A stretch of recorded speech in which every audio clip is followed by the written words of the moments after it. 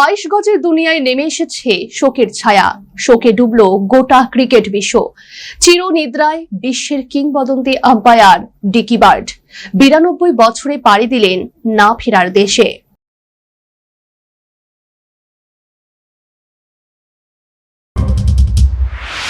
শোকের ছায়া নেমে এসেছে গোটা ক্রিকেট দুনিয়ায়। চিরঘুমের দেশে পাড়ি দিলেন বিশ্বের কিংবদন্তি ক্রিকেটে umpire Harold Dennis Dickie Bird. 92 বছর বয়সে প্রয়াত হলেন তিনি। যে ক্লাব ইয়র্কশায়ার থেকে ক্রিকেট জীবন শুরু করেছিলেন তিনি, সেই ক্লাব মঙ্গলবার জানালো তাঁর মৃত্যু সংবাদ। 1956 সালে তাঁর ক্রিকেটের জীবন শুরু হয়েছিল ইয়র্কশায়ার থেকে। এরপর লেস্টারশায়ারেও খেলেছেন তিনি।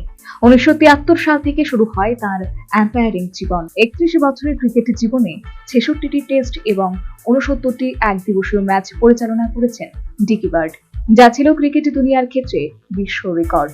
শুধু তাই নয়, 3টি একদিবসীয় বিশ্বকাপ ক্রিকেটের ফাইনালের পরিচালনায় ছিলেন ডিকি বার্ড। এর মধ্যে 1983 সালে ওয়েস্ট ইন্ডিজকে হারিয়ে ভারত প্রথমবার বিশ্বকাপ ক্রিকেট জয় করেছিলেন। সেই ম্যাচও দায়িত্ব পালন করেছিলেন তিনি।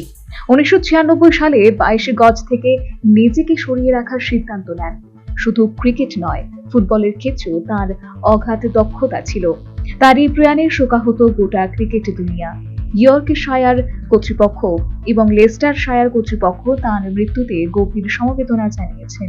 তার পরিবারের প্রতি ইংল্যান্ড ক্রিকেট বোর্ড, ভারতীয় ক্রিকেট বোর্ড থেকে শুরু করে প্রত্যেক ক্রিকেট বোর্ড ডিকি বার্ডের প্রয়াণে শোকাহত।